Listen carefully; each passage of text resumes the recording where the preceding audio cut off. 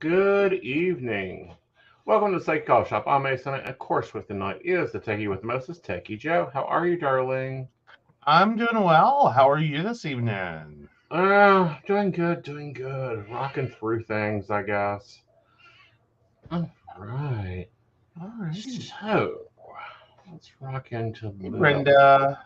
Hello, Miss Brenda. How are you? I hope you're having an enjoyable cup of coffee or tea or something delicious. Hope your day has been good. Be warned, she is being mouthy today. And with her being mouthy, she sometimes gets annoying. So she may get flown. Hey, it might not be her fault, though. And it might not be. Segueing. Uh-huh. So the sun has emitted its largest X-class flare of the solar cycle as officials warn bursts from massive sunspot not done yet. So the giant solar explosions of energy and light aren't over yet. Officials said on Tuesday that the sun just emitted another major solar flare and that it's the strongest one so far in the current solar cycle. The latest flare peaked just before 1 p.m. Eastern Time, NOAA's Space Weather Prediction Center said, with an X-class rating of X 8.7. X-class solar flares are the strongest of solar flares, which are described by NASA as giant explosions of the sun that send energy, light, and high-speed particles into space. The center said the flare was an R3 or strong flare, meaning it could have caused wide area blackouts of high-frequency radio communications for about an hour on the sunlit side of Earth. It may also have caused low-frequency navigation signal issues for the same period of time. Flares of this magnitude are not frequent, the center said in its update. Also posting on social media, region 3664, not done yet. The flare came out of the sunspot dubbed 3664. That spot, combined with region 3663, makes up a cluster much larger than Earth, NOAA said last week. And as of last Thursday, 3664 was only continuing to grow and increase in magnetic complexity and has evolved into a higher threat of increased solar flare risk. Two other flares rated X 1.7 and 1.2 also erupted shortly before, although they were also not anticipated to be linked to any major impacts on Earth. So, yeah. So, despite the intensity of the flare, officials said there is not yet concern of a coronal mass ejection or large burst of solar plasma and a magnetic field. Those CMEs are what lead to a geomagnetic storm like the rare extreme storm that occurred over the weekend, sending the northern lights to far lower latitudes than normal and causing chaos for GPS systems that farmers rely on at the height of planting season. So, yeah. So that's where we are. It is. We're still and this is the weird weather, the weird animals, the weird magnetic field, the weird feelings you're getting, the weird energy you may be having or not having. Yeah, this is all connected to your own magnetic sphere or your own magnetic energy. Yeah, so we were talking a little bit about that. Was that Friday? Or yeah. So remind us again, what does that mean for our different signs? Well, you got to look at where it's at. It's hitting the area of ouch. Sorry, she's being mean. We're in. Let me see where the sun's located at today. Okay.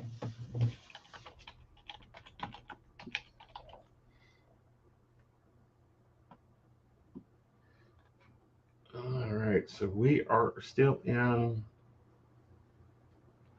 We're in the middle of Taurus, so this is stability. This is focus. So this is getting a kind of a retrograde feeling. So it's going to be kind of focusing on finances for your Aries, focusing on your own self, depending on where it's hitting in your chart. What is in your Taurus chart? Where is your Taurus energy? It's all going to be hitting there very hard. You're going to have to deal with some different things. Now, with the magnetic sphere being off, there's going to be personality traits, there's going to be different energies hitting there.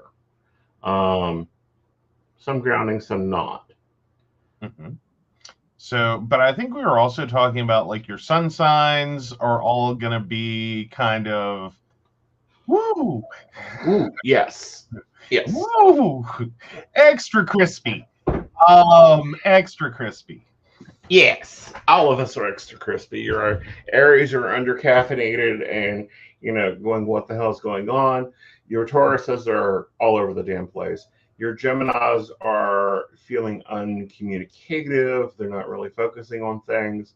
Your Virgos are really focused on self and community, and they may not be all steady. They'll be popping up with new things. Virgo. Libras, you're going to be trying to get your balance. Your Scorpios and your Sagittarius, be checking on them. We've already talked about them. They're already having it hard. Now we got this solar stuff going on. It's going to make them even harder. Capricorns, you're going to be overly emotional. Your Aquarians, moody, and your Pisceans, that heightened energy of this will probably be very manic energied. Okay. So I figured that was important for the psychic coffee shop. Is like, what's the deal? Like, this is a cool science and astronomy phenomenon, which everyone loves. But then there's an astrological component. So it was like, let's talk about that, because I don't. But then you've got to like dig deeper. Mm-hmm. Okay. So let me grab your wheel. Guinea pig. Oh, goodness. Benefit of being the psychic's husband.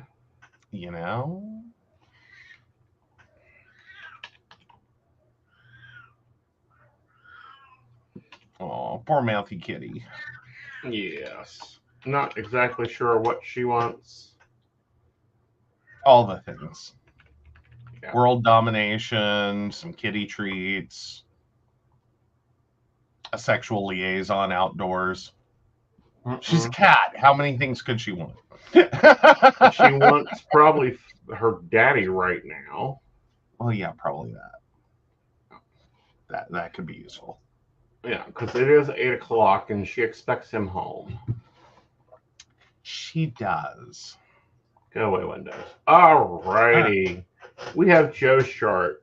Now, Joe currently has nothing natively in his 4th house, which is ruled by Taurus. Mm-hmm. So that's all well, fine, good. But let's say he had a planet in there. Let's bounce over here. Saturn is in his 10th house. Mm-hmm. Let's say it was in his 4th house. Well, he's going to be extra, it's 9 o'clock. You got, it's 9 o'clock. You got to do X, Y, and Z. He's going to be very hard on himself, his self-image, his self-expression. So you've got to look at what is not only hitting in this house, the 4th house, but what's echoing in his 10th house. Ah, very cool. Very cool. Mm-hmm. So, yeah. Yeah, but that's the complexity, doubling into the layers. So, all right. Very cool. So now, is anyone offering your solar cycle 25 astrology report, or is anyone doing that? I'm asking you a question that I don't actually know the answer to, so this I could get don't interesting, guys. believe so because they cannot predict. It's like trying to do an astrological chart for the thunderstorms hitting Earth. Okay. Well, I mean, I'm not looking to predict the events themselves, like each Right. coronal or flare situation, but just like a report that like tells people like this is what's going on each time you see those things based on your unique chart. Because like you Possibly. just sat there and did it and was like, okay, well, Right. this is what's going to magnify and this is what's going to go up. So, Right. Not did I that I just create a know of. product? Did I just You create a may have product? created a product. Now I got to figure out how to actually make it. Like that's more of an astrological consulting situation. Because it's not like it's not a report. It's sitting down and looking deeper into the chart and going, okay, so if we are in, and I think it's with it being, I think we're at 58 degrees Taurus today. Let me see what degrees we are. Stop. I'm starting to feel like we all, though, want another product, which is an I Survive Solar Cycle 25. Right. Like, let's start Solar Cycle 26, and then we can create the shirt. Like, I don't want to Okay. I prematurely was label. off. Oh, you were off. Yeah. We're probably around the 20th degree of Taurus. Oh, wow. Yeah, a little off. So that little off. That can create, that really determines about where things hit. Mm-hmm. Okay. And, it's going to very hyperly focus on different things. But now, as far as I know, other than like private consultations, no one's looking at this and putting out an article. It says, if this is this, then this is this. Because everybody's chart is independent and, you have to learn where those are. Mm-hmm. Okay. Well, because it does make differences with like that's just one of your signs, and then you have like your ascending and your right, and it matters because like your fourth house is owned by Taurus. Mm-hmm. It depends on who's in your house. You'd have to progress the chart there. It depends on what it's talking to and if it's talking to anybody, on how it's going to directly approach you. Okay, so basically it would be a solar transit report of some variety, like a solar flare transit report. Solar progressive transit report. Oh, there you go. Yeah. All right. So at least now we've told people what to ask for when they talk to their astrologer. Right. Like, not that sun flare thingy. But I don't know. Does that help? If everyone calls up their astrologer and says, "Hi, I want that sun flare thingy," they're like, "No, you don't." And they're going to go, well, it depends on your astrologer, truly. And this is what I mean by that, because like a lot of new astrologers can't read unless it's in the system. Like they can't read just the wheel. Which this isn't going to be in the system. This is right. I mean, there's a general sun effect, but then there's gonna be like, no, this is some very specific things, and you need to know what's gonna get combed up. Right. Because that's basically what this is doing. This is 80s tease the hair. Take these certain elements in your chart and like tease them to Jesus because they're gonna go high. Right. And then, and a lot of astrology is based off of pattern behavior where you can't pattern a storm. Mm-hmm. Well, exactly. Like this is each one's different. Each storm's different. Right. But as like a general, like, okay, we're having flares, we're having coronal mass ejections, it's this general window of time. Right. What's gonna get turned like what's gonna get the heat turned on? Right. And just like shh, what's gonna sizzle. Right. But like if your chart, you have to take your chart, you have to take your natal and your progressive, combine them, and look at what is in your Taurus house today. Yeah. And then look at what it's reflective to, because reflective astrology is a whole different art form of looking at what's going on and then going back and going, okay, well, if that's going on, this is going on, well, it's got to be this. Mm-hmm. You know. Like, what's the soup? Right. Okay. Okay. I was just interested if, like, someone were... I mean, I know there's a lot of, like, hype and emphasis placed on various, like, seemingly trivial events. Like, it's the only time it ever happens. And it's like, yeah, it happens every, like, 4 years. And it happens every 6 years. Like, and it's not that big a deal. I was just wondering if this was going to start or had already gotten the treatment that we see happen frequently in, like, the psychic news world, where it's like where you start seeing not necessarily predictions, but like, during this, once in a lifetime event, this is what you should worry about. Like, it's the end of the world. No, it's not the end of the world, but Brenda brings up, like, mine says my sun is in Taurus today. That doesn't sound fun, and that's the first lenses. Which house is the sun in? Well, we know the sun is in Taurus. Well, who in your chart owns the house of Taurus? What house does Taurus owns? Like, yours is the 4th house, so that's home and domestic things. Mm-hmm. Yeah, that's why you've been crabby all day. Well, so basically, I'm at a high likelihood of, all right, let's all get in the car. I'm going to drive in this lake. Yes. Okay. Not to make light of an actual news story that occurred, but, like, I don't know, maybe someone wants to go back and track that. Because, yeah, I've been extra. Yeah. Yeah, you've been crispy all morning. Yes. Yeah, and, like, not having place and time, these things all occur there. These things all get tangled into your 4th house of domestication and maternal figures, and And speaking of, like you were saying, that it's like a retrograde, I've been kind of home feral. Right. Like, I'm ready to pee on the carpet and rip apart the couch. I gotta find a newspaper. There you go. Okay. But no, like, and if you would like me to look at this, yes, you can do that during your appointment.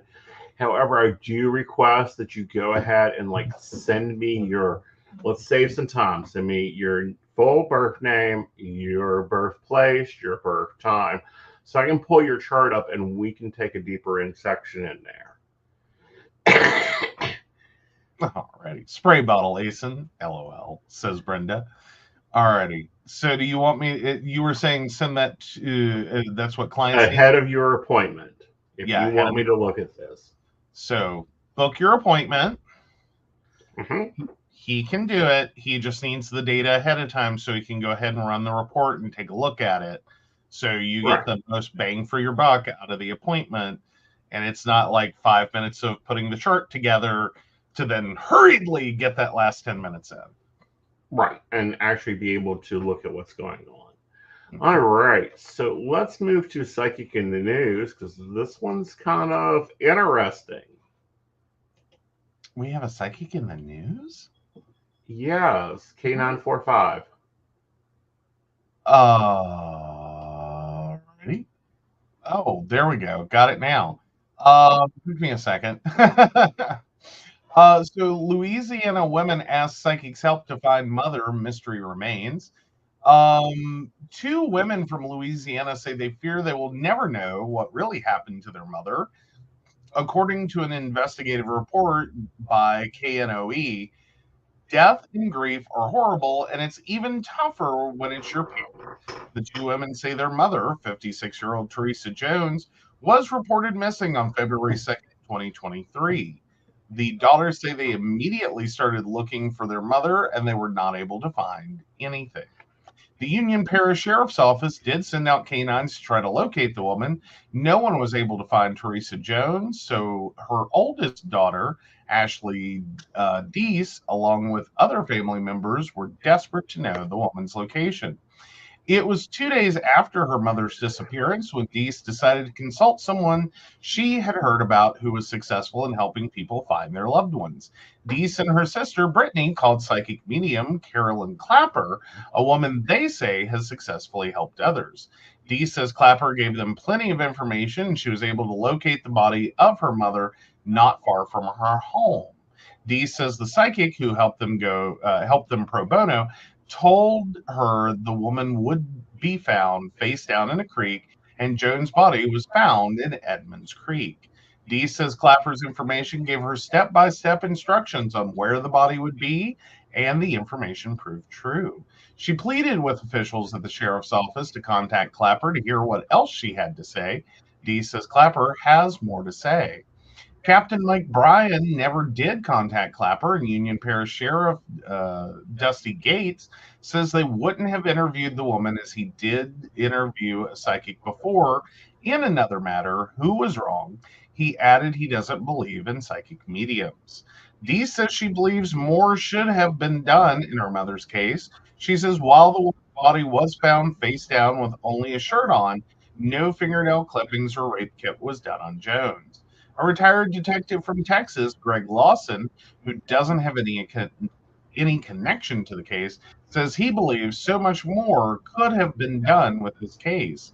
He questions why a sample of the water wasn't taken to confirm the woman drowned there, why they didn't figure out how the woman's body got to that location, why was no search conducted for the rest of the woman's clothes, why was there no rape kit done or fingernail sample collected. Other law enforcement officials contacted by KNOE and asked about this case have questions as well. Why was there no estimated time of death on the autopsy report? Why was no rape kit done? Why were no fingernail scrapings taken? Why did investigators not investigate to determine if Teresa was alone when she died?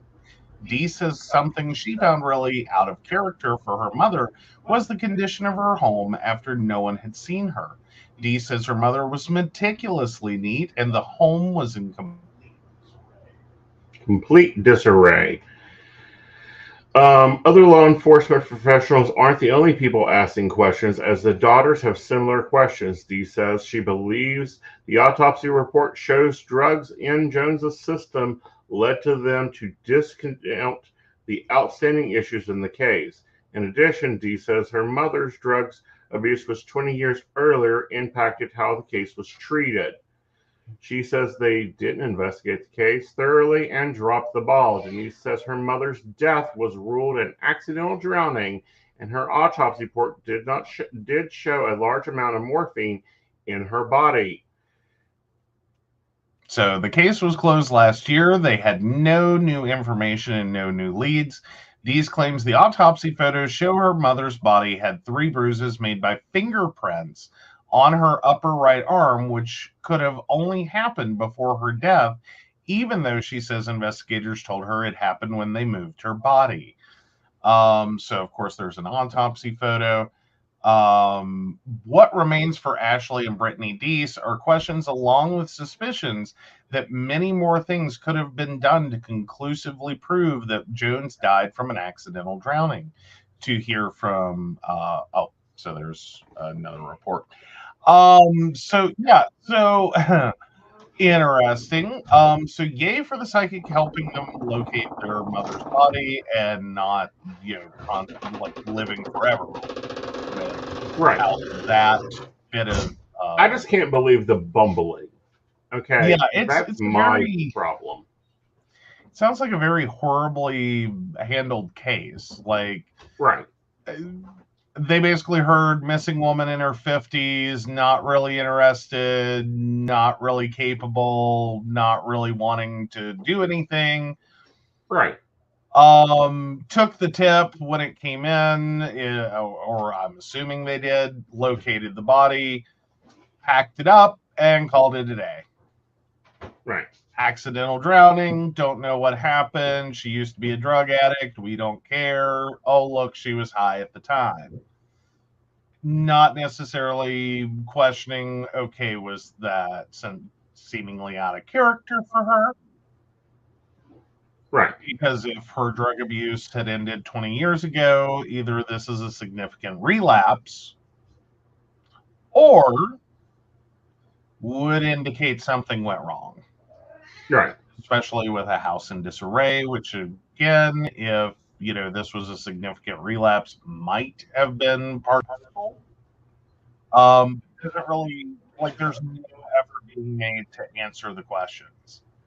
No. So I hate this for this family. I hate that her daughters are going to be left with this, and that it's effectively so screwed up. Like the likelihood you're going to get real answers.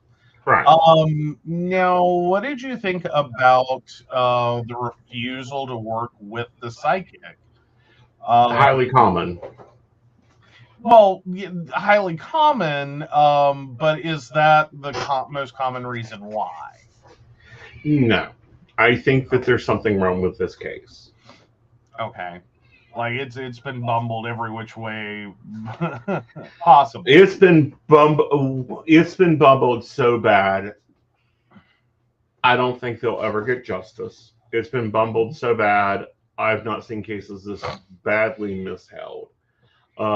Refusing to work with a psychic, I think that's probably because the psychic probably has something they don't want to hear. Yeah. Well, and I'm looking at the map in this case, where between where her home was and where her body was found. Right. I know it's February. I'm sure it's cold. Doesn't look like this would have been a very big search. No. You know what I mean? Like if you had started in February on, when she went missing within like 24, 48, 72 hours with a pretty decent sized group on a grid search, doesn't look like it would have taken long to have found her. Well, most likely not. And this, to me, looking at this map, does not look. No, I need to blow this up. Okay, open image in new tab.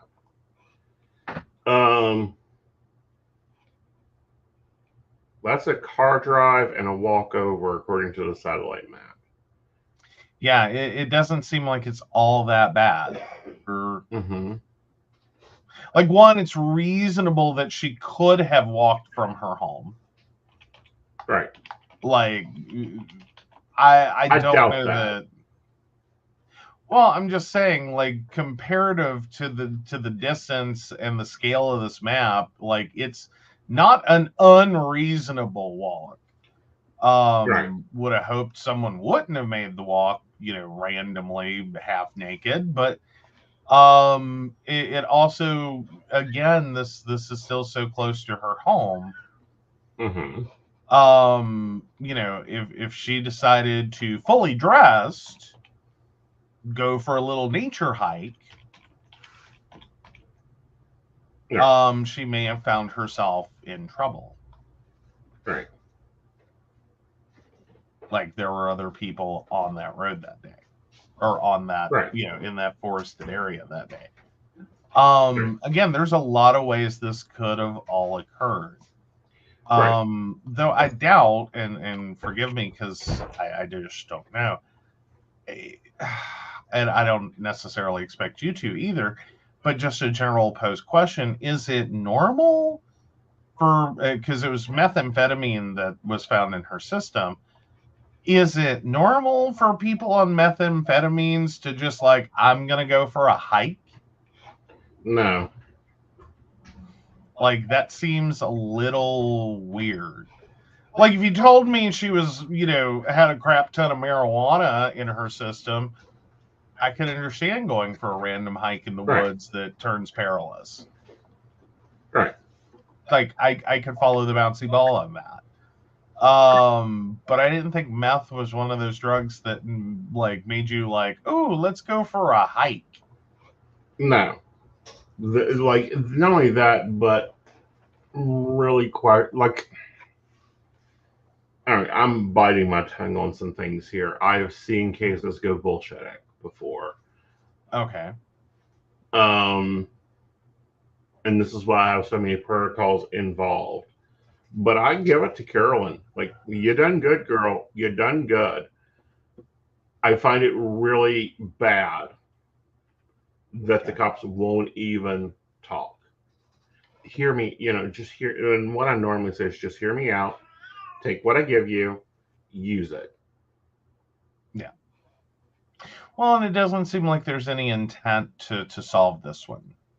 Like, Right. no one wants to solve this one. They're very happy, with a nice little buttoned up box that Right. says, accidental drowning. Don't know what happened. Don't know why she Right. did that. Guess it was drugs. Right. But Next. 20 years? Yeah, 20 years of sobriety gone in one night that ends in a death by misadventure. Yeah. See, and if I've got the right Edmonds Creek here, which I feel I do. Yep, there's Shepherd's Road. Yeah. Or Stevenson Road. Yeah. Yeah. That's less than, see, what's their scale at? Give me some layers. Like, it's Like, that's not even a far. mile into the woods. Yeah. Well, I wouldn't call it, it's wooded, but. And apparently, that's what I was the saying road is. that goes through here, because I see a bridge. Mm-hmm. Like, this is a car thing involved. So where's the vehicle? Like, I have so many questions about this report. I have so many questions about this case. I've not been consulted on it. I would not report on it if I had been consulted on it. I think it's very brave of Carol to come out and say that she was involved, because this opens a slew of situations for her. Mm-hmm. Now, granted, she's in Wisconsin, so there is travel involved there. Yeah. But still, it's a very messed up situation. Yeah, situation. Like, just the death itself is a messed up situation. Right. Like, you could yeet the psychic out of the story. It's still a horrific situation and a horrible mismanagement and bumbling. Look, what I don't understand is, why is it this person is left? I will give them 5 miles. Let's say the map is seriously long, 5 miles. Yeah.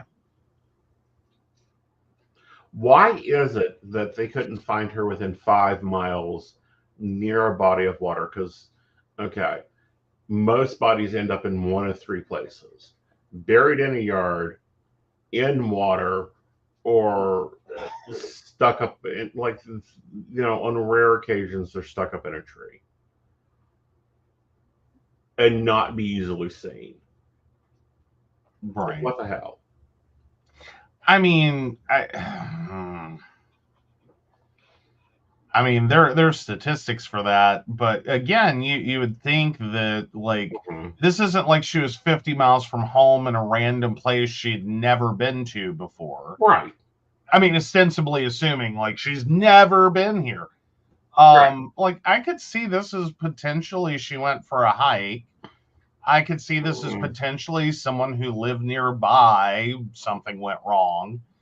Like, I could see a lot of different things happening here, but this is all the last place you knew she was. Right. Was her home. You and don't it's tore have. apart. Do what now? Looking at the pictures, it's tore apart.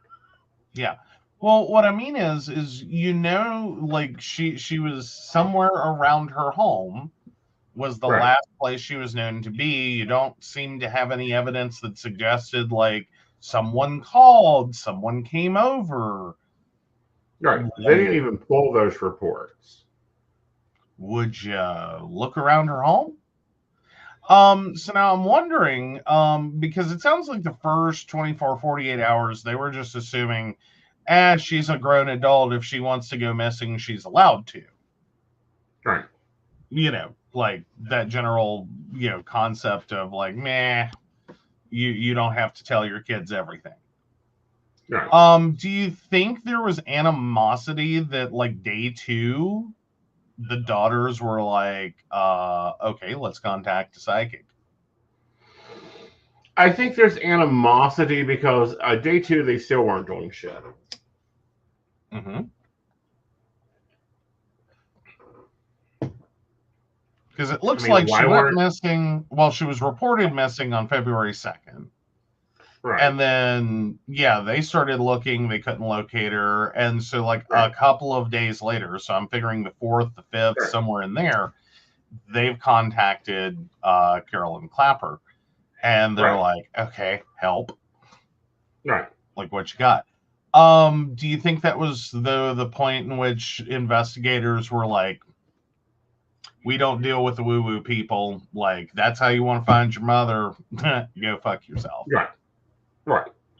And, what I find extremely strange, and this is strange for me, because I've been watching the Chad Daybell chase.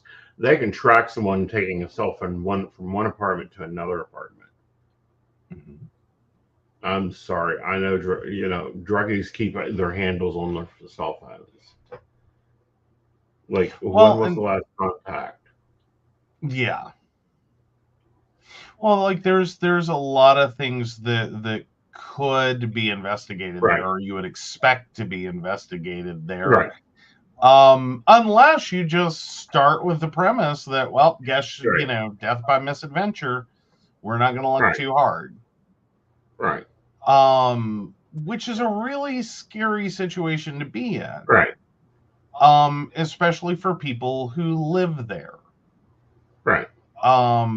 Because that's usually one of those situations that you had the opportunity, if this was foul play, to stop someone, to investigate this when it's maybe first, second, third case. But how high is the body count going to go? Right. Before someone goes, oh, maybe this is like that other case.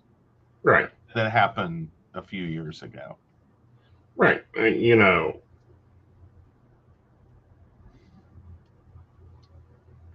It's just different. Like,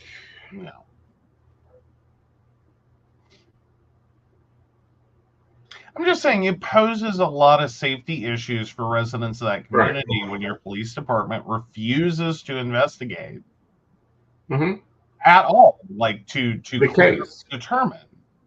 Right. Like, I'm not saying we have to Perry Mason it to hell and back.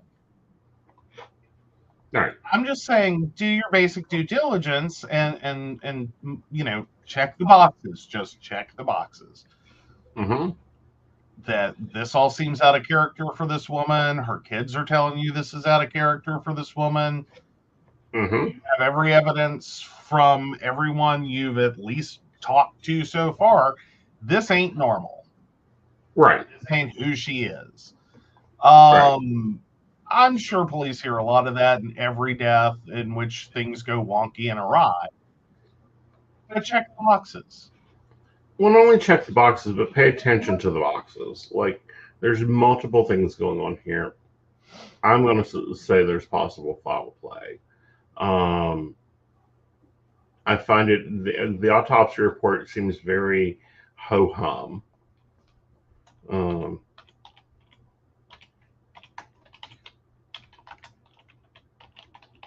Okay. Sorry, I'm posting this to the Patreon, the longer formed article, for you guys to go look at, because there's a whole video and everything.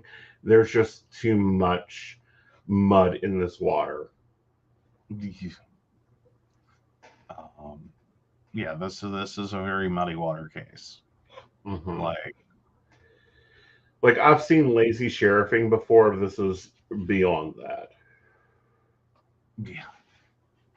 Right. I mean, I want to know where the male figure is in this, because there's got to be a male involved.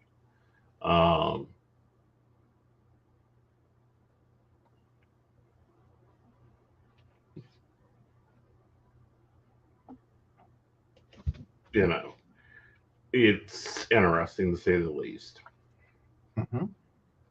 Mm-hmm. And there does seem to be a lot of animosity in the way Right. that, like, all your professionals in it, minus Mm-hmm. Carolyn, but all your professionals for law enforcement, Right. for forensics, seem to be just kind of like not interested. Right. Like, that's someone's mother who is now Yeah. deceased. Mm-hmm. I think you could have tried a little more. Right. Just saying, I think you could have tried a little more. Right. Like, try to get some answers, try to give them some closure, try to find the body. Right. That, again, doesn't look like it would have been a massively crazy search to undertake. Right.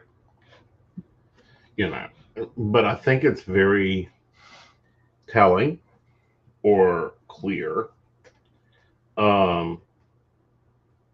that you said no.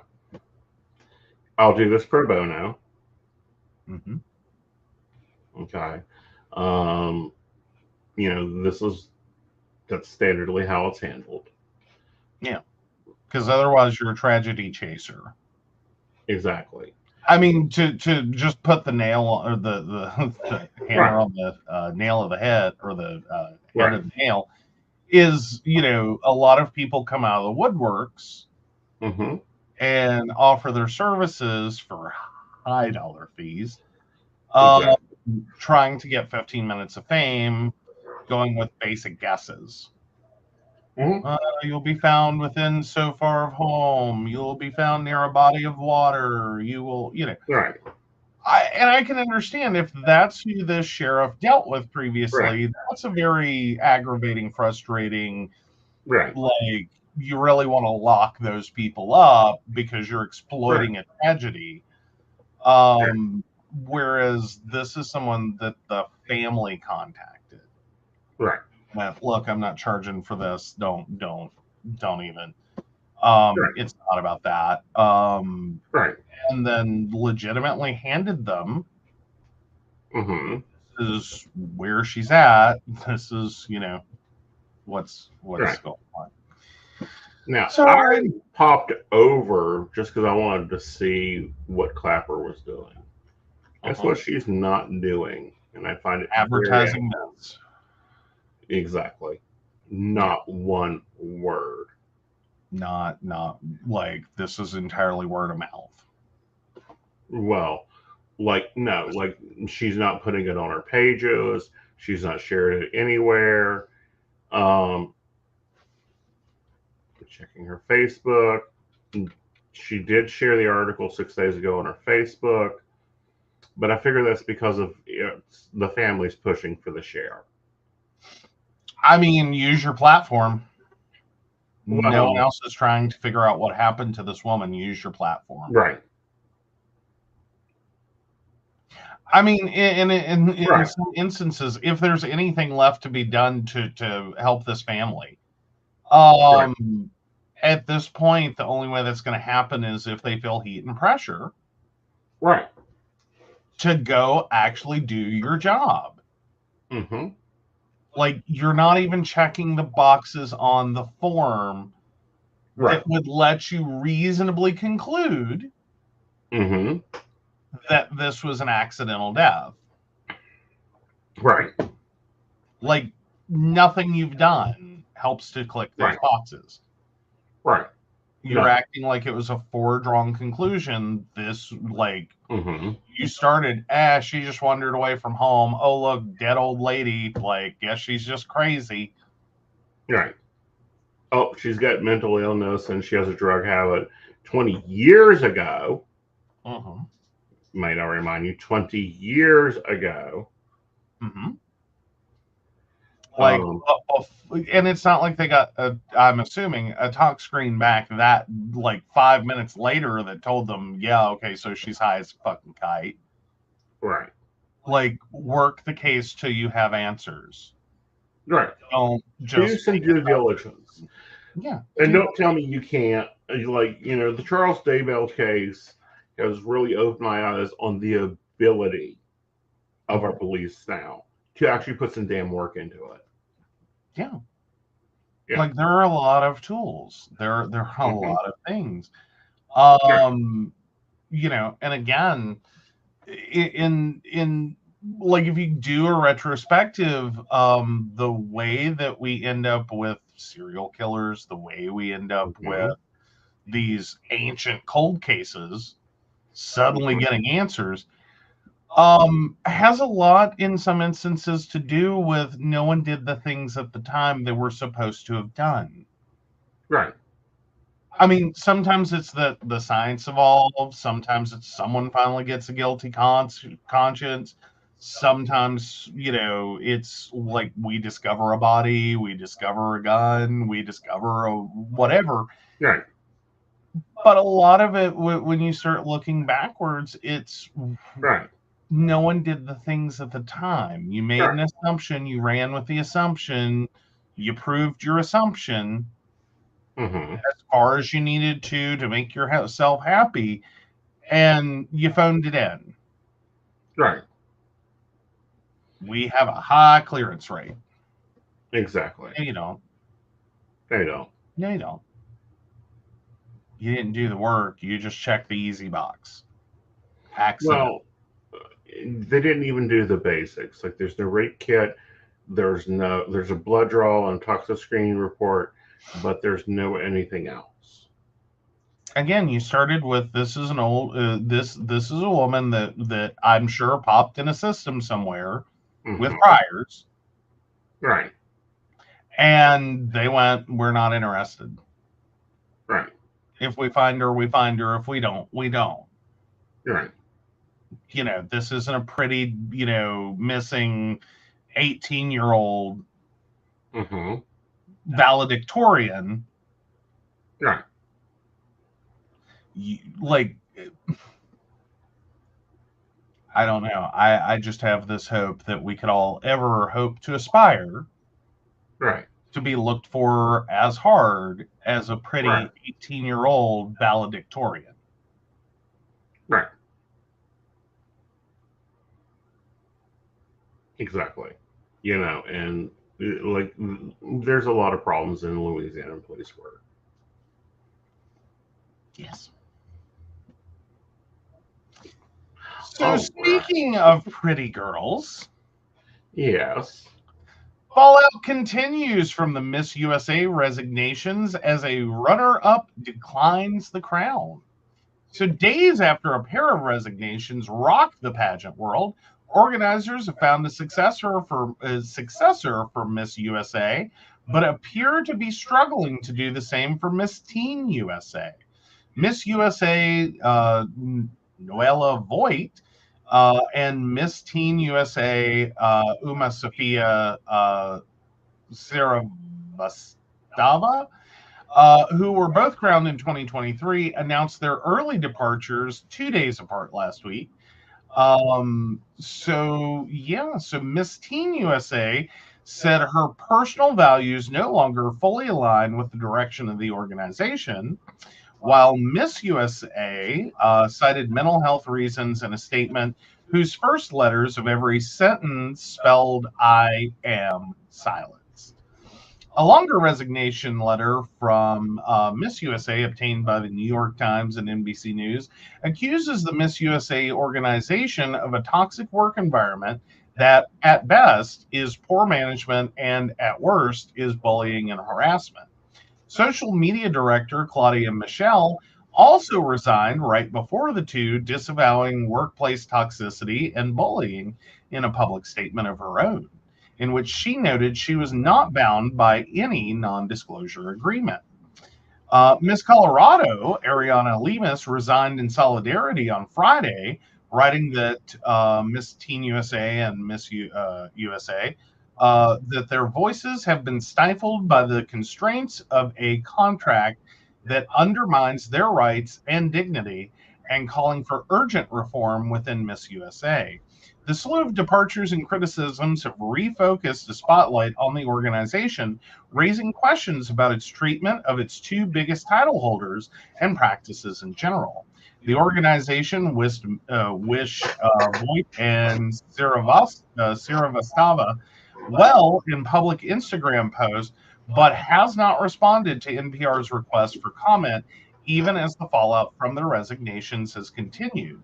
In the latest twist, the runner-up from last year's Miss Teen USA competition says she has turned down the offer to succeed Sarah Bastava. Miss New York Teen USA, Stephanie Skinner, a student at UPenn, wrote on Instagram this week that she had already committed to living in Thailand this summer for a global research career opportunity. The 19-year-old acknowledged that declining the national title was a tough decision, especially since she'd been working towards it since the age of 12. But she also said she believes it's the right move, alluding to the circumstances that led to it. Although I do not know exactly what Nuella and Uma went through that led them to resign, I am sending them immense love and support, she wrote. What I do know is that my core values are integrity, honor, kindness, and most importantly, I will always stand for female empowerment. I believe we all deserve the power to use our voices. Skinner, whose tenure ends in late June, doubled down in an interview with People on Tuesday. I believe one thing I will never give up is my character. Meanwhile, organizers are preparing to inaugurate the new Miss USA 2023, Miss Hawaii, Savannah Gankowitz. They announced on Friday that Gankowitz, last year's runner-up, will be crowned in a ceremony in her home state on Wednesday. Her dedication to empowering women through self-love and confidence is inspiring, and we look forward to her impactful reign as Miss USA. Layla Rose, Miss USA organization CEO and president, said in a statement. Gankowitz, who is Filipino, Polish, and Vietnamese descent, is a model, entrepreneur, and program director for What Makes You Feel Beautiful, a nonprofit dedicated to empowering women and girls based in Maui, where she was born and raised. In an Instagram post responding to the news, Gankowitz says she hopes to use her short time as Miss USA to bring attention and focus onto the rebuilding of Lahaina on my beautiful island of Maui, which was devastated by a series of wildfires last August. She said her decision to accept the crown was not made lightly.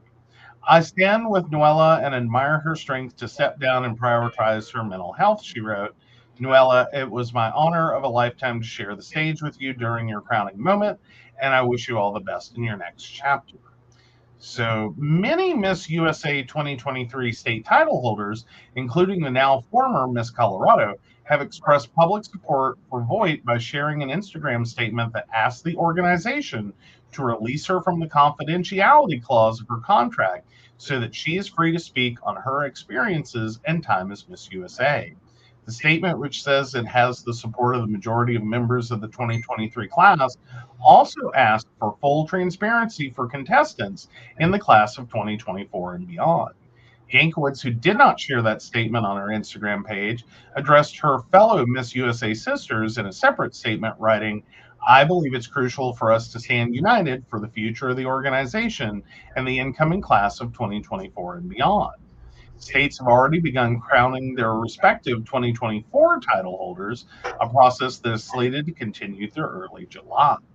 The winners from all 50 states in Washington, D.C. will compete at the Miss USA pageant in Los Angeles from July 27th through August 4th. The Miss Teen USA pageant will be held on August 1st. So this goes into more of the background of the organization and all right. But there's been a lot of downfall with Miss USA, Miss Teen USA. It's been tumultuous for like the last 20 years. It has been, what gets me and what gets me greatly is that I don't like confidentiality clauses in contracts. Mm-hmm. Okay. I don't like it when they've been silent. I've been silenced. Yeah. That reads weird to me, especially if you were to do it as a haiku. Well, creative, but weird. Yeah. Well, fundamentally, with the organizations, like the idea of the confidentiality clause, would be to generally prevent anyone from disparaging or saying anything negative about the organization, the pageants, the contests, the whatever, especially as a title holder. Right. But fundamentally, it goes back to the concept of if everything's so sunny in, you know, Miss USA, Miss Teen USA, why do you need one? Right. Like, I understand no one wants to have anything negative said, but I think we're entering a period in time in which the idea that the businesses have to exist under confidentiality clauses that just never disparage our brand is getting a little long in the tooth.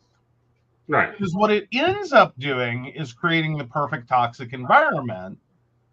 You know, this nice, shady, cool place where horrible things happen and no one is legally allowed to talk about them. Right.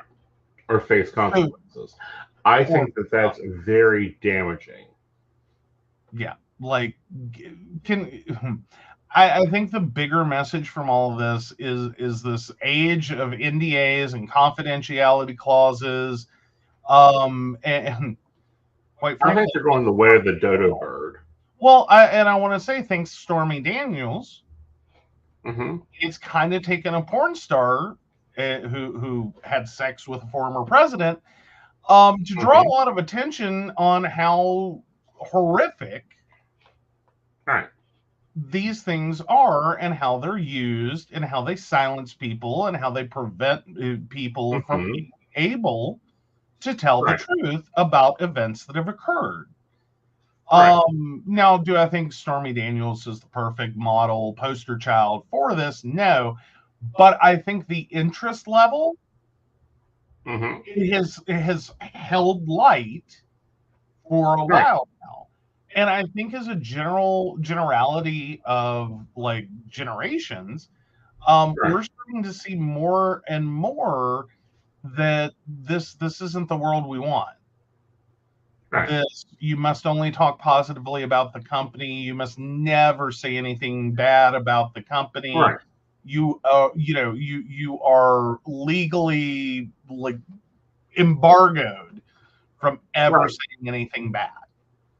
And I think we're generationally hitting a point that it's like, screw that. Let's get real and let's quit protecting abusive people. Whether it's sexually abusive, physically abusive, emotionally abusive, financially abusive, we don't play this anymore. If you want to have a cool reputation as a company, get rid of the damn agreements. And while I understand there are some executive things that you may need under an NDA, with upper management, like, don't give away company secrets about, like, perhaps for Miss USA, how each contestant is specifically judged. Like, that's our secret sauce. I understand that. But that isn't secret sauce. That's public information because it's on their scorecards. But wouldn't you think that would be their secret sauce? Not, oh, by the way, we basically, you know, foster an environment of bullying. And management. Well, a lot of mismanagement, and I've seen this in pageant after pageant after pageant. I loved my time in the pageant system. However, looking at the pageant, all the pageants, there's a level of bullshit. I really question why mental health. Like, I'm tired of that being the single most, oh, this is what really happened. What happened here is my problem. What is going on with this organization that has been a standard within the pageant system? What is the clear boundaries occurring? Why are these women refusing a full paid college scholarship, which is what she would have gotten if she had completed her reign, which is the whole reason most women do this? Well, historically, yes. It was one of the greatest opportunities to get a full college scholarship. And you pick up some money for college along the way as you're getting each title. Like most of them, that's part of the prizing. I think you do potentially have a situation in which, at some evaluation, it's not worth it. Right. So what are you doing to Miss USA and Miss Teen USA? Right. That is covered under that confidentiality. Right. Like, how are you talking to them? How are you like setting their schedule for engagements? Exactly. What are you doing in your communications with them? Because that's what this sounds like it is. Is you're basically talking to them and being like, hey, dumb slut, you need to show up over here. Right. You know, you're not paid to think. Like, you've got to be doing some level of horrible mistreatment and bullying, and like, suck it up, you know, buttercup. You're going to show up here. What you're going to do, we own you. Right. And if Like, that's the case, this then maybe we need to, this CEO who has been a problem to begin with this organization needs to resign. I'm just saying that, like, this is the level of interaction that I would see would potentially be going on. Right. Like, in addition to, if you're making comments about her weight, you're constantly on her about her diet, you are constantly on her about her style. It's like, it's a pressure cooker. Right. Furthermore, why didn't you like this post? Why didn't you comment on it? Like, there's a number of obligations that this is becoming not what it was, and that has to come from the top. I do not like the bullshit statement. I do not like the limited statements they have put out. I think that there is something majorly wrong with this organization, and every Miss USA and Miss West Virginia, whatever, needs to be on the phone blowing their freaking socks off. Yeah. And standing in solidarity. Well, and these are older organizations and older pageants. And I wonder how much of it is also suffering under the scrutiny or the pressures of, you know, a 24/7 news cycle world of a constant, always on and connected. Right. And like, how much as an organization are you forcing on these women? Right. You know, like, well, not only that, but how much are you paying attention to these women? Do you have a social media person handling it? In my mind, there should be a stopgap between social media and her. And here is her public social media, so that she isn't getting comments about, oh, that dress makes you look fat. Oh, that hairstyle makes you look, or go kill yourself. You're nothing but a Barbie. Well, and yeah, how much are you paying attention to the comments? Yeah. You know what I mean? I know they always say, don't read the comments. If you are the star, don't read the comments. It's impossible. Everyone reads the comments. The comments filter through. Even if you don't intentionally go read them, they filter through. And we are probably in one of the most volatile periods in history of public commentary. Right, which we love public comments. But I promise you, if I get on the Next Best Psychic, my social media gets handed over to the Joe because I'm not going to pay attention to it. Or a social media coordinator, like we may hire. Exactly. Yeah.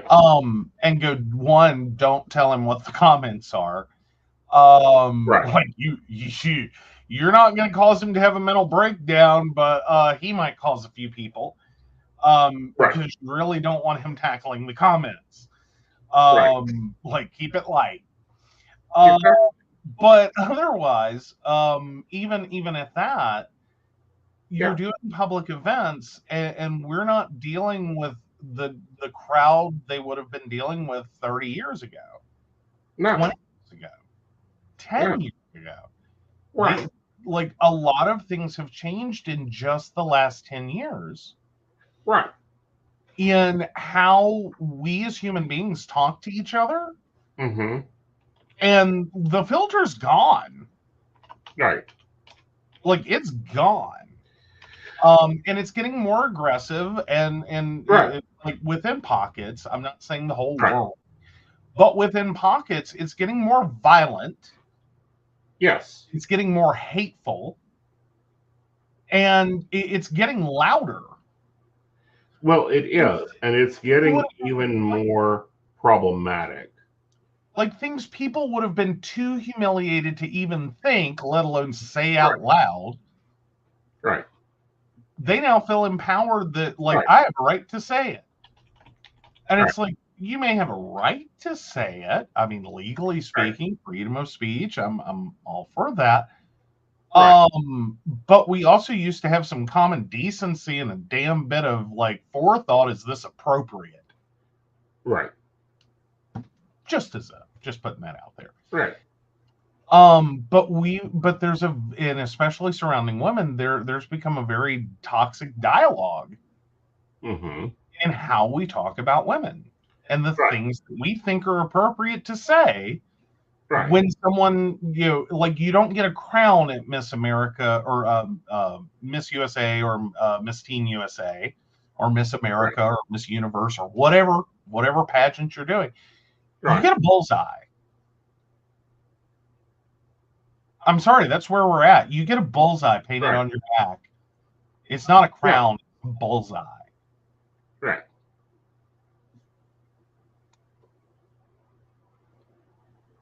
So I feel horrible for them. I do. I sincerely Right. do. The rhetoric that is or the words that are said to them, I can only imagine are horrific. And then there's the internal portion of it. And That then I there's the doubt if internal anybody, management of it, which is worse. yeah. Like, I'm sorry, you need to support these women. This is not the Mm-hmm. competition 30 years ago. Right. Like, um the media has changed. Right. YouTube exists. Yeah. Twitter and Instagram and Facebook and all of this exists. These are probably some of the most dissected Mm-hmm. women in society, in Right. addition to celebrities. And there's a little bit of understanding for general celebrities, like you're a movie star, you're an author. It comes with the territory. You're getting well paid for this. I Yeah. don't think there's a scholarship worth it. Right. Especially if And you have no support and you're right. just the cash cow Right. for this organization. Right. So that's my thoughts. Well, and my thoughts in general with this story is someone needs to be taking the reins. Mm-hmm. And I'm not liking what I not only seeing out of the organization but out of past contestants. Like, I don't care what the scholarship is when those issues were rained out and said, and I'm being silenced is being said. They should have had to go to number 59, number 50, contestant 51. Okay. Not the runner-up and the runner-up and the runner-up and the runner-up and the runner-up. Every one of them should have been a solid no. Yeah. It should have been, this was the year that they went unrepresented. Right. That, Right. the Miss USA, Miss Teen USA both resigned, and Right. ain't nobody trying to touch that crown. Right. Because that's going to speak louder. Yes. Is when you have a tradition this old, Mm-hmm. and ain't nobody going to touch it. Exactly. Like, it is toxic, it is poisoned. You need to start figuring out how you fix it. Right. And the board of directors need to immediately call a meeting and review the CEO and the business practices. There needs to be an investigation internally and externally about what's going on. Because when a representative like Miss USA and Miss Teen USA resign because of the handling of management, that tells you something's wrong. And it tells you something's wrong very fucking quickly. Yeah, it does. All right. All righty. So let's go and see if you're the asshole this week. All right. Am I the asshole for making a teacher leave the district? My daughter's teacher, the lady is not even her personal teacher, she's just her after school teacher, is leaving teaching and sent me an email on how she feels I am part of the reason because I asked her if she was mental and reported her to the principal for trying to help my daughter. I have 2 kids, 14 male, 6 female. Now, the 16-year-old isn't my biological daughter. Her bio dad is in jail for the worst crime a person can commit against a child, so him being in her life is not an option. Her mother is an addict and left her in my care after being in a relationship for 3 years. I've been in the life of the 6-year-old since she was 9 months old. Her and my son have always gotten along, and we have always had a very good family dynamic. Now, my daughter's school, the elementary school and middle school, is combined. My daughter and son were staying for the after school program in different classes because I work late. Now, I always pack extra snacks for my daughter for days I pick her up late, but she decided to share some with her friends. So she was hungry and decided to ask a teacher to ask if her brother has any snacks because she is not allowed to leave the class. The teacher asked her brother, name my daughter tells her. She proceeds to ask my daughter if her brother is her cousin and tells my daughter that her brother can't be her brother because they have a different last name. My daughter tells her that's not true and tells her they live together, and the teacher decides to tell her that means I am not her father. Now, as a teacher, why would you have this conversation with another person's child? My daughter told me this, and after telling me this, I talked to the teacher, and she confirmed she said all this and said she felt like my 6-year-old daughter should know this. Even if my daughter should know, why would a teacher think it is her place to discuss that? Plus, what if I were her stepdad or she took her mother's last name? After my daughter asked me if I was her dad and was pretty distraught by it, I talked to the after school teacher, and during our conversation, I got heated and asked if she was mental. Then I reported this matter to the principal, who was pretty apologetic for the situation and reassured me that they would put my daughter in a different after school section to minimize interaction with the lady and my daughter.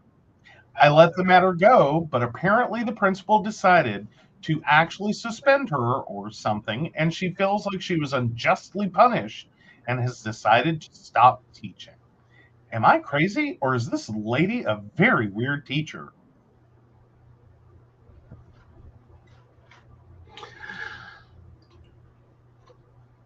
No, you're not crazy. I would have blew a damn gasket. It's none of her damn business. I think this was a horrible conversation to start with a 6-year-old over a very simple request. Mm-hmm. I think that could easily get lost in translation. Like, none of this mattered to the can you ask my brother if he has any snacks in his backpack or lunchbox or whatever. Can you just that's it? That's all you had to do. That was the assignment. Right. Walk down a hall, go, hey, child, do you have any snacks that your sister can have? Right. Oh, you do? Cool, thanks. No, you don't? Oh, okay, well, that sucks, but thank you. Mm-hmm. Walk back to the classroom. That's it. Conversation over. Here's your snacks, or sorry, honey, he's out. Mm-hmm. Maybe if you want to go the extra mile and work a little harder today, let me see what we got in the cupboard. Right. You know what I mean? Like, I assume there's a cupboard somewhere that has some things in it. Right. You know what I mean? Like, maybe you brought them yourself. Maybe the teachers all chip in. Maybe there's just a closet that whatever. Right. Throw a quarter at a vending machine. I don't care. If you wanted to go the extra mile. Right. But why start this conversation with a 6-year-old? 6-year-old. Do you know how many 6-year-olds actually get the dynamics of a family tree? More to the point, why does it matter to you? Well, and here's a deeper, more to the damn point. And let's see, I just noticed something. Alexa, turn on the entryway. Oh, there you go. Well, that didn't help any. Sorry, guys, if I look like I'm a little in shadow, it is what it is. Yeah. The number of women in my life that started that the first part of their name was Mama, Mama Josephine, Mama this, Mama that. Mm-hmm. The number of aunts that was in my life raising up. This woman would have been drove crazy. Oh yeah. Yeah. You're not used to like Southern families, are you? Like that's kind of where that goes. Is like sometimes families are interesting. Yeah. Sometimes there isn't a relationship. Some, as in not a clear, neat, pedigreed one on paper. Right. And it doesn't matter. No. This isn't your job. You're not the family tree police. You're not the genealogy police. Leave it alone. Leave it alone. Right. But what business is it of hers? Is my damn point. Especially in the conversation they were in. With a 6-year-old. Yeah. Like why did it matter? Why did you even have to think that this wasn't something that can happen? Mm-hmm. Like, you've never met a woman who's been married more than once? Right. Like, that's a new concept for you, that somewhere between a 14-year-old and a 6-year-old, someone might have had a divorce? Right. That didn't seem to make sense. You didn't think maybe the kids have two different dads and just like you don't even want to go there? Right. Now let's take it even a step farther. Is he the asshole for reporting this woman? No. This is not the behavior we need to be teaching our children. Yeah, no. Well, you're definitely not the asshole for reporting it. I think that had no place in the after-school program or any classroom.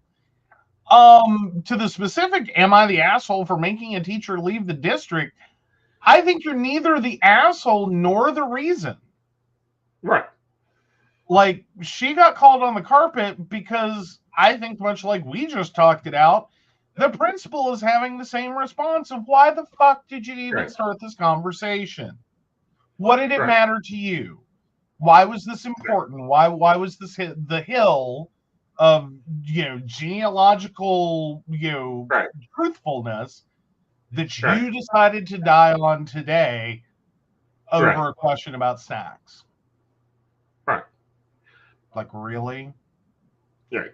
This is the hill you're going to die on today. Right. And more apparently this was not the first incident. Oh, that just icing on the cake. Yeah. So what other incidents were there? I don't know. It just says edit. But this was not her first incident. Yeah. Okay. Well, I mean, I'm just sitting here going, there's so many things wrong with that. Like that's not not interested in the child. That's not trying to teach the child. That is sticking your nose where it does not belong nor matter in the least. Right. And then becoming a hardliner for no other reason than to upset the apple cart of a 6-year-old for your own personal amusement. Right. Like, you don't belong in teaching if this is how you think that you're supposed to interact with a 6-year-old. Mm-hmm. Like, this is, leave it alone. Right. Families are blended. we are supposed to be well past this idea. Right. That, at 18, you marry your high school sweetheart and you live happily ever after, having 2.3 kids and a dog. Right. And that's the only family there is. We're supposed to be beyond this. Right. Like, if anyone, I expect a teacher in a school system today to be pretty well versed in families a little more than this whole Dick and Jane book. Well, not only that, but that's today. Let's go back fucking 24 years, 26 years. There was cause and concern for you being Uncle Joe. Oh, 26 years, honey. We're further back than that. Well, I was trying to be nice. No, let's be accurate. Okay. So that would be about 36 years ago. Right. There was cause and concern because I was Uncle Joe, and two teachers thought we were being funny. Right. That my nephew, who was 3 months younger than me, right, called me Uncle Joe. And our teachers both called our parents because they're like, wait, what? Yeah. And there was a very terse conversation, I think, on both phone lines with two different teachers going, no, really? Right. My mom and I were pregnant at the same time, okay? Yeah. It's a fluke. I know it's weird. It doesn't happen that often. Kind of an odd thing to occur. Not in West Virginia. Well, but it's one of those things. It's not every day. Right. That you have a nephew and a child, or a brother and a child born about the same time. Right. But a little different. But it didn't trauma. You didn't have this big discussion with a 6-year-old. Actually, they did. Okay. 36 years ago, they kept trying to convince us to stop. That's the whole reason our parents got called. Right. Because that wasn't possible. Like, their brains wouldn't wrap around it. Right. We knew this. We were cool with this. We didn't have any problems with this. We understood. Right. We were good. Our teachers, it worked their brain. Right. But they did the appropriate thing is they didn't really try to have the conversation too deep with us, other than to pass it off as like, I don't know what these kids are on. Like, have they been sniffing glue? Like, did we leave them alone? Like, what did we drop one? Like, what the hell? This is weird. And like, after they realized we weren't gonna stop, the most appropriate thing I think you could do as a teacher at that point, go, okay, we'll just call your parents and let them sort it out. Lo and behold, they found out, oh no, no, they're not wrong. Like, that's what the relationship is. Yeah. So, yes, my nephew and I went to the same elementary school. We started a year apart because of our birthdays. So I'm in first grade. He's in kindergarten. Right. But again, it wasn't this traumatic incident, and it wasn't this big thing. Like, this became and should have never happened. Now, if you want weirdness, if you want true weirdness, flash forward like 30 years. Right. I was sitting in a doctor's office with my grandmother. Right. And this woman just kept staring at me.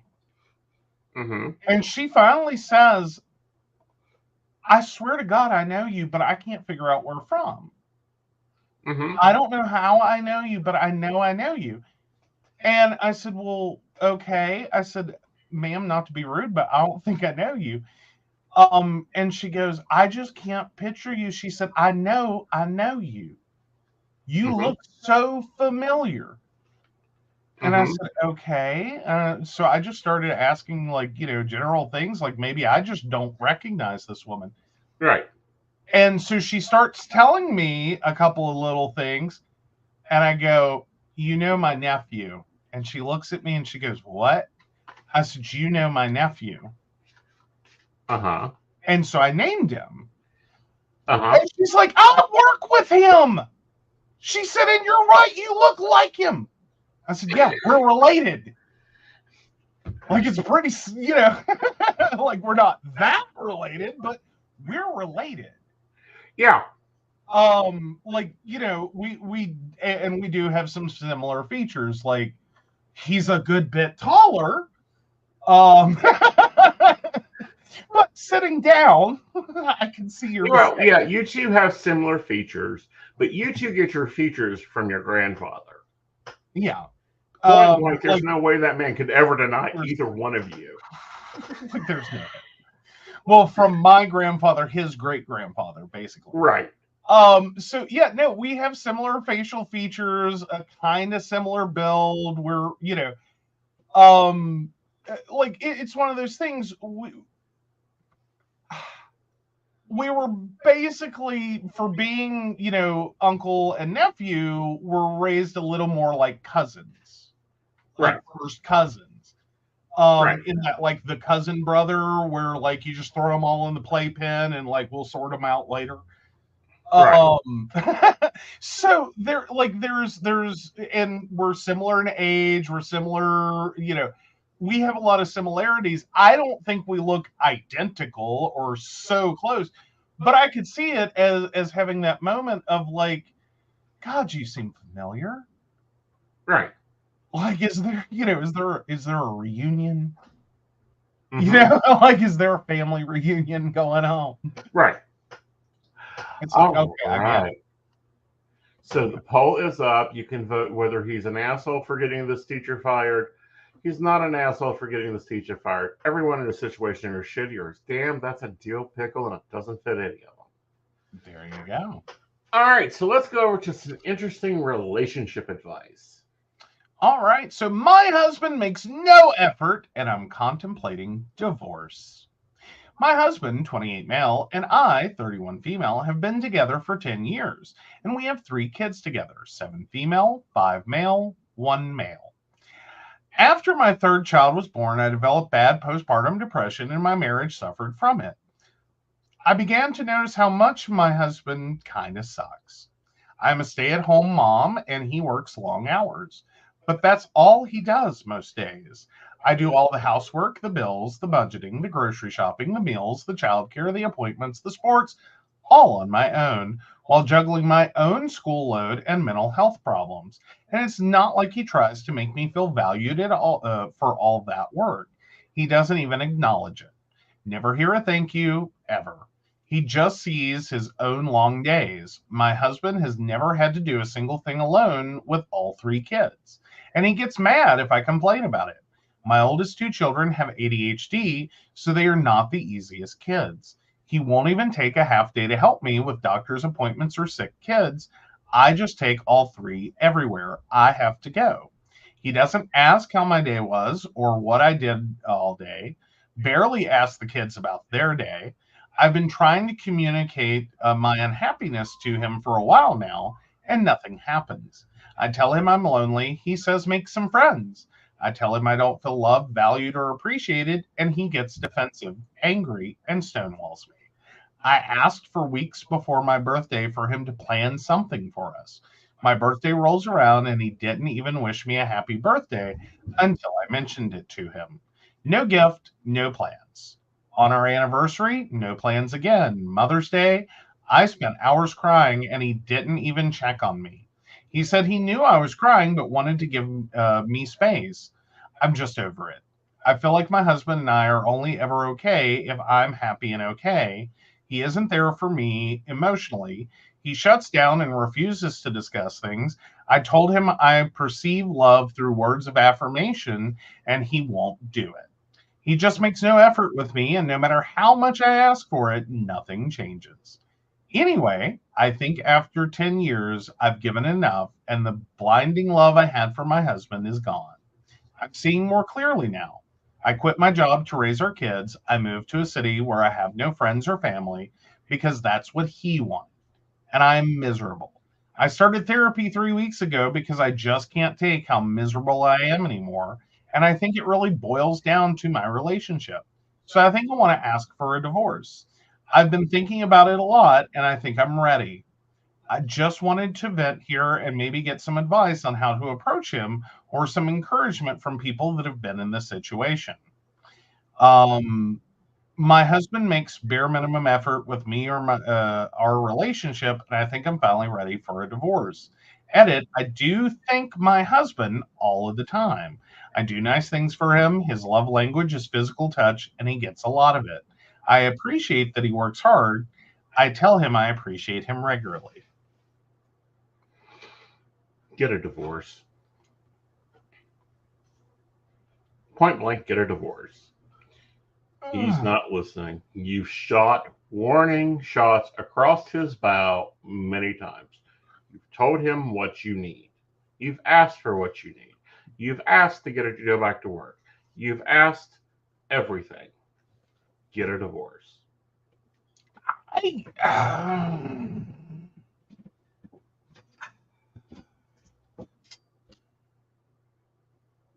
I don't want to say that there's nothing bad in this marriage. Mm-hmm. There's a lot of bad. Right. I don't know that all of it or most of it even is unrecoverable. Right. I mean, it's a lot of bad. It's a lot of bad. I'm not going to deny that. Right. I think it is great that you have started counseling and that you are sick of his shit, as you should be. Right. I'm wondering if there isn't an option here for counseling pending divorce. As in, your last shot across the bow is, we're going for couples counseling or I'm filing for divorce. Going to tell you right now, I'm ready for divorce.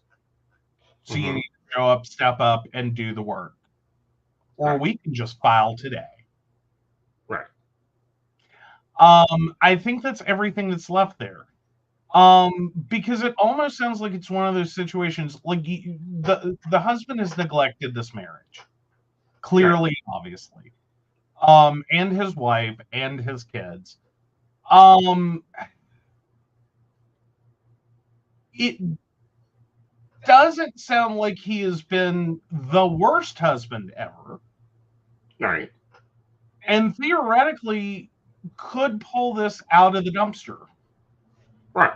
Well, she's done this multiple times, and he changes his behavior for about 2 weeks, and then they're right back to where they're at again. Yeah. Like, I'm not trying to force two people that don't want to be together to be together. I'm just thinking it almost sounds like what I read in all of this is I miss the person that I thought I started this relationship with. Right. Because it sounds like there was a point where this was not a horrible marriage. Like, it's become one. I will totally grant that. It has become, after 10 years, a horrible marriage. Right. Because it's a nightmare. Like, I don't think she has postpartum depression. I think she woke up one day and realized the shithole she was in. Well, I would agree. It's very much, I call BS. Relationship, I don't care. You got 60 kids. They take time, they take work, they take hearing the other person say, I want, I need. And if you can't do the symbols, if I tell you plan something for our anniversary, you better come up with a plan. Yeah. I mean, we don't have clear indicators here. Like, is there any local family? Like, is there an option to be like, call your mother, ask her to watch the kids for a night? Like, not OP's mother, but I'm assuming if they move, maybe it's closer to his family than hers. It sounds to me like they've moved for a job. Right. But like, yeah, nothing was really done to help with the situation. Right. I'm wondering about the long hours. Is this career or is it? I mean, I'm not trying to exactly $65,000 a year and 3 children. I would say it's him picking up as much overtime as he possibly can, which is understandable, but that comes with a cost. Yeah. I mean, because I think that's part of the reality that no one wants to talk about right now, is that, with stagnant wages and Right. companies the way they are, they're not giving you money Right. for, without a fight. Right. I mean, I'm afraid a lot of couples are hitting this point where, like, especially if they're single income, Right. that, dig your head in and just keep working and trying to hold on. Right. I think a lot of marriages are going to end up here, where it's just burnout, stressed out on all sides, and it's like, if you want to know the biggest threat to traditional marriage, it's employment. Mm-hmm. That's where we're at. Right. Like, you want to blow up a marriage, fuck around and find out at work. Right. With, consolidating roles onto one human being to the point that all they do is work. Right. Well, and understanding, sometimes those long shift hours aren't worth it. Yeah.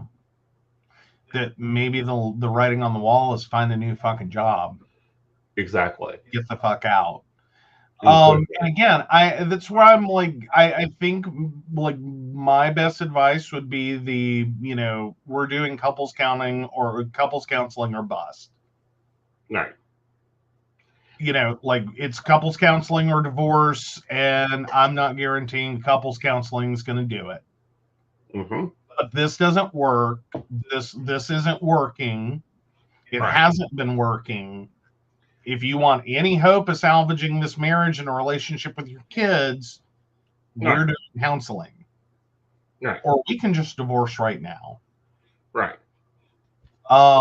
Because I think that's basically the biggest part of it. Right. Again, I don't think this is an unrecoverable marriage. I think it would be a long, hard road, a lot of work he has to do in terms of getting back to being the person he ought to have been. Right. But, what gets me is Mother's Day. Yeah. Totally ignored it. Got her a piece of jewelry that wasn't even what she asked for. Didn't say, "Oh, you're not cooking tonight." Yeah. Nothing. Made no efforts. All right. So, other advice from Shannon is, my husband took me for granted. I did, granted, for all the planning I did for things, till I made him start taking over some of it, and he straightened up after that. Mm-hmm. Mm-hmm. That's where I'm kind of at. Is this is a horrible situation to be in a marriage. Right. I still think some of it could be recoverable, but he's going to have to make some changes and drastic ones. And get on the family page and get off the wage slave page. Right. Because this sounds like work-life balance run amok. Right. Like, there is none. It's all work. There is no life. You don't know your kids. Your wife is at her wit's end. None of this is working. Right. And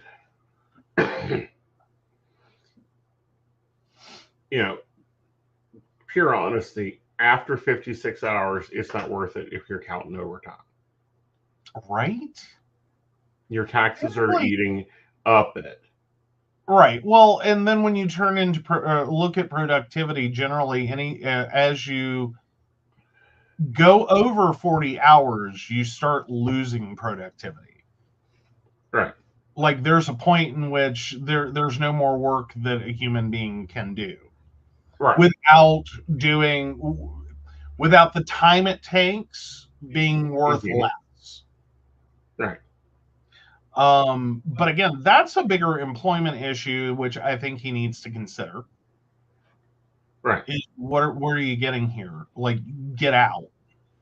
Right. Please try to get out. If for nothing else, even if you go ahead and get divorced, even if everything else, figure out your employment situation for your own sanity. Right. No. All right. So Let's hop over and look at our poll. Dang it. You are not the asshole again this week. Woo! I Continuing may have had a hand in that and choosing the article. I may let you get the next one just so I can be the asshole, because that seems to be the trajectory you go for. No, you always get dill pickle when I choose them. You do choose some effed up ones where it's like, what the hell is going on here? Very much so. All right. So we do want to take a moment to thank our lovely Patreons. They take care of us so well. We do. So, of course, we want to thank Beverly Walker, Mika G, Kathy, Mary Winfield, Brenda, Joan Owens, Shannon C, Shannon D, Lady Gwendolyn, Charles Shaw, Tracy Van, Caitlin Bell, and Devin. If you'd like to learn more about us, the show, or how you too can become a Patreon sponsor and receive all the wonderful benefits our baristas receive, please visit us at pcspnetwork.com. And a special welcome to Joan Owens, our newest barista. Congratulations. See, even the baristas agree. No wellness never is. Yeah. All right, guys. I will see you Thursday night with Lady Gwendolyn. Of course, me and Joe will be back on Friday at 9 p.m. with Mountain Bears. Until then, have an amazing time. Goodbye.